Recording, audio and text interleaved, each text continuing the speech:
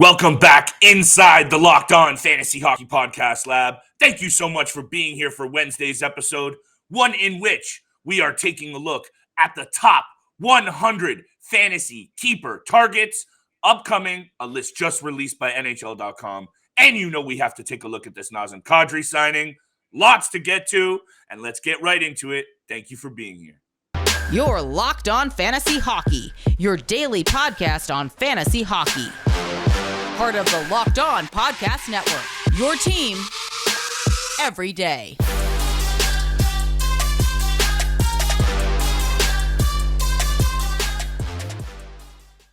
What is going on, everybody? And welcome back to your show. It is the Locked On Fantasy Hockey Podcast, alongside Mr. Steele Roden, a recent graduate of the College of Sports Media. You can find his content all across YouTube, including NHL Quick Hits and, of course, the Locked On Fantasy Hockey Podcast, alongside your boy Big Flip Livingstone. And you've seen my work across all kinds of platforms, including The Score, CBC, Sportsnet, and more. And thank you for making us your first listen every single day. Man, Steele and I are feeling the love out there right now, and it makes coming onto this show every day even more exciting. So thank you so much for following, liking, subscribing, and sharing. We are free and available across all platforms you find your favorite content. So thank you so much for that. Steele, today's episode. Yes, we're talking about Nazem Kadri. You and I haven't had the time to talk about that yet. That's important. The Calgary Flames have had a wild offseason. We've talked a lot about them. But we need to still drop in on this Nazem Kadri situation since you and I haven't had a chance to. But more importantly, the NHL is dropping NHL.com content every single day, fantasy-wise, so you and I, Steele and I, have our eyes on this kind of stuff so we can give you the analysis you need. And today, it will be a breakdown of the top 100 keeper fantasy targets. There's a lot to talk about on today's episode, so let's get right into it, Steele. I say that every day, but I mean it. Listen, Nazem Kadri, going to really bolster the attack in Calgary. They start off losing the 2 stars. We know this. But the way that they have finished strong, and also Mackenzie Weegar being added to this blue line that we've already liked. I don't know about you, man, but if I'm the Colorado Avalanche, I might be having a little wee look in the rear view here, especially because you know Naz is coming for his former team. Yeah, and I think a lot of the teams out in the Western Conference are sweating by the eyebrow right now, looking at the Calgary Flames. You and I have talked a lot about the Detroit Red Wings and Ottawa Senators having the best offseason so far. Yep. After what the Calgary Flames have just gone through, losing Johnny Gaudreau and Matthew Tkachuk, they've probably had the best offseason as well, acquiring, like you said, Mackenzie Weegar, Jonathan Huberdeau, and now signing Nazem Kadri. You know, they ship out Sean Monahan's contract to the Montreal Canadiens to create that cap space for him. What an absolute legend move by the GM of the Calgary Flames right now, salvaging this offseason, making it probably the best one in a very long time. 7 years, $7 million for Nazem Kadri, exactly what the New York Islanders offered him, but he chose to go with the Calgary Flames because he likes the position they're in right now, and he thinks they can battle against any team in the Western Conference. There is a few ways that I'd like to take the Naz conversation before we get into this keeper list, because it's another thing that you and I haven't focused too much on is dynasties and keepers as of yet, because that's an interesting topic. But what you mentioned about Brad Treliving, the GM of the Calgary Flames, this has been a masterclass of bouncing back. He literally rolled up his sleeves and had to salvage his team's future for the near future, and that has happened, and that's happened in a big way, Steele. And the other thing I wanted to mention is you brought up the other teams in the Western Conference sweating. How about if you're the Edmonton Oilers? Because at a time there in the offseason, when they lost Tkachuk and Gaudreau, I was with these people ready to put the crown right on the Edmonton Oilers for that division. And now all of a sudden, I'm going to say, we talked about the Battle of Ontario yesterday. Yeah. This Battle of Alberta, you've added Nazem Kadri into the mix, a guy who actually drops the gloves in fights, not a Matthew Tkachuk who likes to stir the pot and run away. Kadri is going to drop the gloves and toss knuckles. This Battle of Alberta just got spicy, Steele, and I want this take from you before we head on to this keeper list after the break, is the fantasy impact. We already like the Andrew Mangiapanes, the Blake Colemans, even the Dylan Dubés of the world because of their peripheral value from the top line. Now all of a sudden, this second line is going to be beastly. Mangiapane's coming off a great year, and now he's got Naz to free up some space. Hey, man, I'm going to have a good close eye on Andrew Mangiapane, that's for sure. I will too, and this just makes the Battle of Alberta a whole lot better. This makes the second line a whole lot better. I'm very, very excited to see this Calgary Flames team, because I think both you and I had the Edmonton Oilers finishing first in the Pacific. Yep. That actually changes my mind now with the Kadri signing. And close. Like I said before, it was very close at that point without Nazem Kadri. Yeah. And now with Kadri in the lineup for the Calgary Flames, it makes it a whole lot better. But I do also want to say, I'm super excited for this this Battle of Alberta, because I'm actually moving out to Vancouver. I'm planning a road trip out there as well. I'm driving through Canada, and wouldn't you know it, the weekend I'm heading out there, the Calgary Flames are playing the Edmonton Oilers. I'm so excited to see Nazem Kadri and the Calgary Flames against the Edmonton Oilers. Connor McDavid, Leon Draisaitl. It's going to be a great weekend. Hey, get your pocketbook ready, because something tells me you're not the only one who's been paying attention to the Locked On Fantasy Hockey podcast, and who knows, that Battle of Alberta is about to pop off out west. That is for sure. I'll leave one more thing here, though, Steele. I really do think, I mentioned the Colorado Avalanche. There are a lot of people expecting the Colorado Avalanche to, quote-unquote, take a step back. I don't think we're going to see that quite as much as some people are saying. Losing Naz is huge, but man, the core that they have with Rantanen, McKinnon, Landeskog, and Makar, just those four, and they still have some other good pieces. I know this is a sidebar conversation, but I needed to bring it up because people are talking a little bit of smack about this reigning Cup champ, and I know Georgiev and Francouz are what they are, but put some respect on this team's name, because just with those players we named alone, I think the Colorado Avalanche are not getting enough respect right now.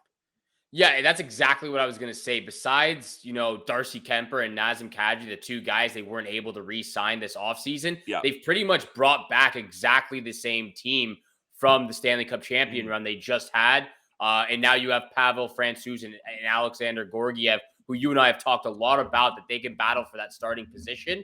I don't agree with that. I think people should continue to put their money on the Colorado Avalanche to be one of the top teams in the league. Just because they lose Kadri and Kemper, those are big names, but we're still talking about some of the best players in the league right now: Makar, McKinnon, Rantanen, Landeskog, all those guys on the blue line as well. Devin Taves, I'm going to throw in there too. They have a ton of fantasy assets, a ton of talented players. That's true. They're a top team in the league. And a very nice segue, because right after the break, there is a player on this list in Bowen Byram that the Colorado Avalanche still have, a fourth overall absolute stud who in 30 games last year still managed to put up 17 points. He's on that keeper list of a top 100. That's for sure. We're going to be getting to that. Our reactions, guys to keep your eye on, and otherwise, what else you want to keep your eye on? It's betonline.net, the fastest and easiest way to check in on all of your betting needs. Find all of your favorite sports and events at the #1 online source for odds, lines, and games. Find reviews and news of every league, including Major League Baseball. Shout out to the Toronto Blue Jays, NFL, NBA, NHL, combat sports, esports, and even golf. BetOnline continues to be the top online resource for all of your sports wagering information. From live in-game betting, scores, podcasts, they have you covered. Head to BetOnline today or use your mobile device to learn more about the action happening right now. BetOnline, where the game starts. Thank you so much for making the Locked On Fantasy Hockey Podcast your first listen every single day. Don't forget, we are free and available on all podcast platforms, which also includes YouTube. So make sure you hit the subscribe, hit the follow button. Flip and I appreciate all the love and all the support out there. And thank you so much for tuning in for today's episode of the Locked On Fantasy Hockey Podcast. Let's get into today's topic. Second segment of the episode today, fantasy and dynasty keeper leagues. This is a big conversation to have. The top 100 players for keeper leagues has just been released by NHL.com. I took a quick glance at the list. I do really like the list they have going on so far. Me too. I would make a couple of changes, guys that I think should move a little higher up in the lineups and guys that should drop down. But overall, I do really think they hit the nail on this one with this top 100 list. And because they are dropping lists on the regular. And I'll tell you, as someone who's worked a little bit in this hectic industry, when you throw up lists of this nature, it is a talking point. They do it mostly to drive clicks because these lists can be so subjective. But they can also be a very great way to mine for talent. And you and I have done, I think, a pretty good job, pat on the back, pumping the tires a bit here, of highlighting some good under the radar fantasy value pieces. And I think it's a great conversation to have here, Steele. And I'm going to bring up a little bit of my personal experience very quickly because I'm in a 16 team. I'm in our 12th year of a keeper dynasty. And if you can do your off-season research, by the way, good thing to do, follow, subscribe, and like the Locked On Fantasy Hockey Podcast. If you're out there in the podcast realm, head over to YouTube, smash that subscribe button, and don't miss an episode, hot take or cold. But, Steele, this list is where you can start to find some real value. Down the list, you have to dig in. And I've done my digging, and I want to start on this list pretty far down with a guy named Jake Sanderson for the Ottawa Senators. Thank you. Jake Sanderson is a little low on this list, in my opinion, at 38. I think he's going to be higher. This is a guy who has a lot of upside. He is going to get to play with some really, really good offensive players over the next couple of seasons in Ottawa, Steele. And I don't know what you think about this, but if you're in a keeper situation, a 6'2", 185-pound, 20-year-old D-man who can score, we know he's a 5th overall pick. Jake Sanderson is a guy that I really like, Steele. I was going to say the exact same thing. I was going to start with the exact same guy. And this is why I like the Ottawa Senators as well, because he's jumping up into the lineup as well on the third pairing on the blue line for the Ottawa Senators. I think he should be a little bit higher as well. Maybe the low 30s, high 20s if you want to get a little frisky with that. But Jake Sanderson is that type of guy. He's gonna move up in the D pairings for the Ottawa Senators. Maybe not this year, but I think next year because he's that type of player. So I like that you start with Jake Sanderson. The guy I'm looking at right now, and I can't believe these guys are low, and I can't believe guys like Cole Caulfield and Uri Slavkovsky are in front of them. But Jack Eichel and Patrick Laine at 32 and 33, I think that's way too low. Those guys are absolute studs. I know that they've both dealt with a couple of bad situations with the injuries, the teams they've had to deal with. I completely understand that. These are guys who went 1st and 2nd overall because those are the type of guys. 2nd overall because Patrick Laine and Jack Eichel are just superstars in the league. There's no question about it. I think they need to be higher on the list. I hear you. And some of these lists, again, subjective. And Jack Eichel is one of those enigma players that I think we've brought up in the past. If you can get him at the right spot this year, he is going to be one of those boomer bust players. I truly believe he is in line for either a sensational all-star type season or he is going to be a huge bust. That I don't think is that bold of a take, Steele. But right back to this list. And speaking of guys we brought up, and we're keeping today's episode super short, guys, because Friday we have a special guest on the show from goaliepost.com, lead editor and CEO of Goalie Post. Michael Amato will be joining us for a goalie extravaganza. Friday is also the kickoff of the Locked On Fantasy Hockey Podcast pre-draft content. From Friday all the way up to the draft, you're going to be finding everything you need right here. Speaking of which, Steele, a guy that I think you and I agree on, he is 51 on this list, Seth Jarvis for the Carolina Hurricanes, is a name that I am keeping my eyes glued to. One of those reasons, Steele, he is going to get a really good look to play a lot of big minutes in a good top 9 forward group in Carolina. That's number one. Number two, he's also already proven in a very limited time that he has the talent. Can he hang? We will see. But Seth Jarvis at 51 is a name to be looked at, especially now. Very quick sidebar, Paul Stastny added into the mix yesterday for the Carolina Hurricanes. Going to be slotting up the middle. Sebastian Aho, Jordan Staal, Jesperi Kotkaniemi. Not bad up the middle in Carolina. Seth Jarvis is a name to be looking at. Steele, any other names that popped off this list for you? Because realistically, there are quite a few. Yeah, there are a few names that popped off the name for me. I did want to talk a little bit about Jason Robertson. He's at 20. I think he could be a little bit higher because, 2 years in the league already, he's been absolutely phenomenal for the Dallas Stars, pretty much carrying the team with Pavelski and Roope Hintz. But you and I have talked a lot about Jason Robertson over the last 6-7 months since we started back in January. Mm-hmm. There was a guy on here I want to talk about, and that's Mason McTavish of the Anaheim Ducks. This guy, after what he was just able to accomplish and do for Team Canada in the World Juniors, oh my goodness, is this guy going to be elite in the next couple of years, playing with Trevor Zegras and those young guys for the Anaheim Ducks, Troy Terry, who you both, I believe both of us have a lot of love for after the season he just put up as well. Mason McTavish is a wicked hockey player, and I still can't even believe what he just did in overtime in the gold medal game, saving the puck mid-air on the blue line, getting it out of the crease, being just the plays overall that he was able to produce offensively, and that defensive play in the gold medal game in the dying seconds of overtime. This guy is an absolute stud. At 58 on this list, he's going to be a guy I'm keeping my eyes on for the next year as well. Well, thank you so much, because I actually have a 3-slot roster, 4 minor eligible players. Mason McTavish was a guy that I grabbed off the waiver wire last year. And oh my goodness, he put up a good couple of seasons in junior. He's bounced around a little bit because he's been traded from a number of teams. But in a small sample size in the NHL, only 9 games, he scored an absolute beauty of a goal to start last year. He dangled a couple of guys and scored a stunner. I love that you brought this up because I own him and I've already invested in Mason McTavish. Let's not also forget a 3rd overall draft pick only 1 year ago. So this is a guy that has a lot of talent, Steele, and the Anaheim Ducks people don't sleep on what they have going on up front, because Trevor Zegras, Troy Terry, and others are worth the price of admission. They bring Frank Vetrano and Ryan Stroman to balance things out. I think the Ducks are going to be a far improved team. It's just the goaltending again, fantasy and otherwise, just no quality there. But still, the Anaheim Mighty Ducks, including Mason McTavish, good keeper selection for sure. Yeah. And the Anaheim Ducks have a lot of good options overall. So make sure you're checking that out, because I'll be getting a thank you later, Flip. I can feel it coming.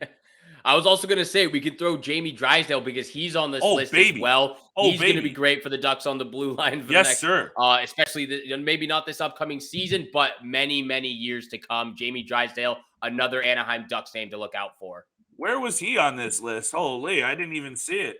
Jamie Drysdale, I'm scrolling through right now. I believe he was in the 60s. I just saw 69. He was at 69. So that is a great young defenseman to keep your eyes on. In my opinion, he could be even higher, but I'm going to talk about a defenseman and a goalie right after the break that you definitely want to be trying to acquire, because both of these guys are going to be cornerstone pieces of a lot of fantasy teams. So stay tuned right around the break for a couple of more reactions to this top keeper list. Thank you so much for making the Locked On Fantasy Hockey Podcast your first listen every single day. If you want to keep on continuing seeing the beautiful faces of the hosts of Locked On Fantasy Hockey Podcast, Flip Livingstone and Steele Roden, please hit the subscribe and the follow button.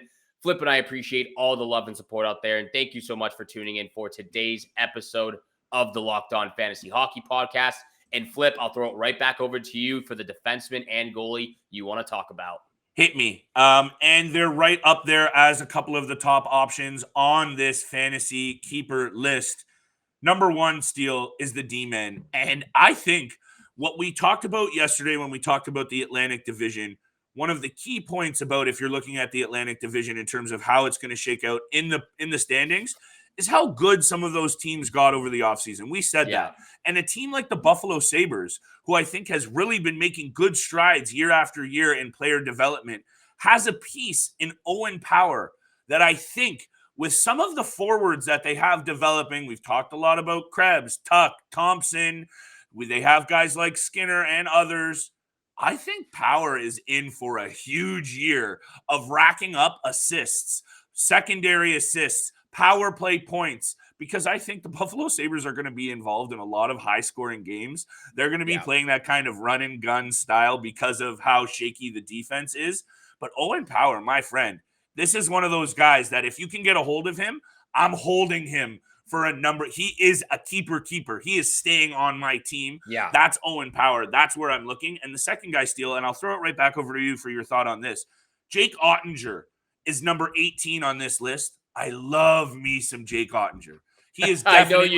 I know you do. Thank you. I appreciate that. And at 18 on this list, he is is he the top ranked? He is the top ranked goalie on this list at 18 overall. Just right there, he's getting the love he deserves. Spencer Knight's in the mix. Jeremy Swayman. These are the goalies that you can put on your team and keep.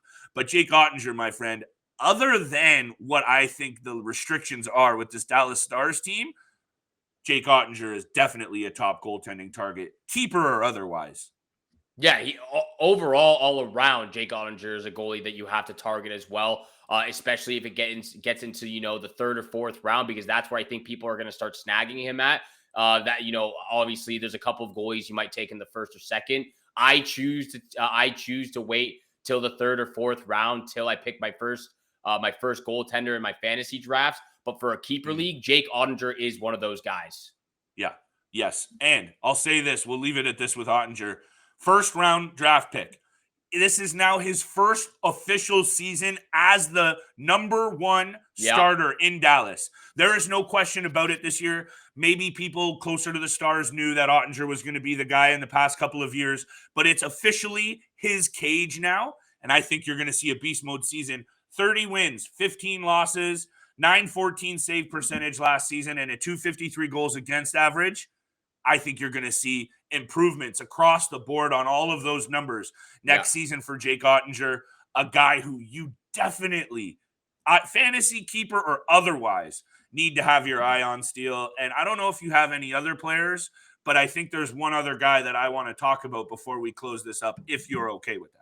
Yeah, continue the conversation. Who's the player you're looking at right now? I think you can almost see this coming due to the fact that other than this being the unofficial New York Rangers podcast, the Blue Shirt podcast that we like to joke about, lately it's been the Ottawa Senators podcast. Yeah. And I know we talked about it at the start of the show with Sanderson, but I got to go back to a guy in Josh Norris who at 22 on this list, I just don't think enough people, dedicated hockey fans, Ottawa Senators fans, they know about Josh Norris. But for all of those people out there who are just getting into fantasy or are just starting to get real serious about fantasy, Josh Norris might not be a guy who is getting enough love.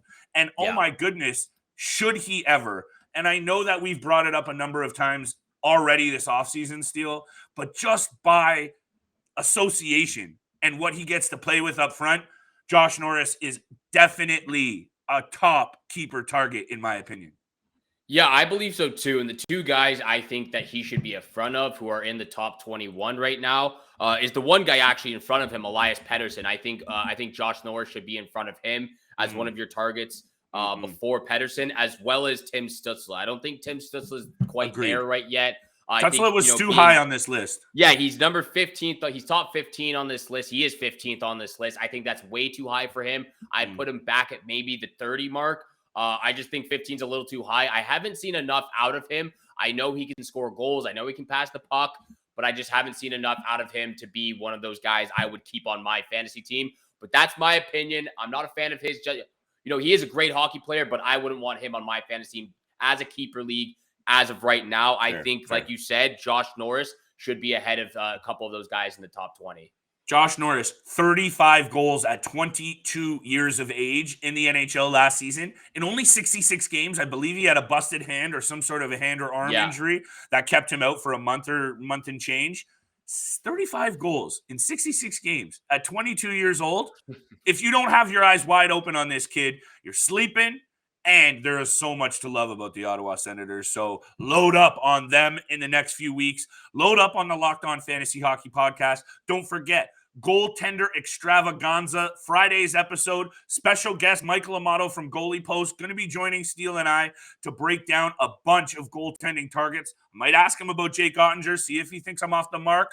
But please stay tuned. Friday's episode going to be a good one, especially for all of y'all like me who need some help in my goaltending market. Yeah, a ton of content coming out with the NHL season coming back into our lives.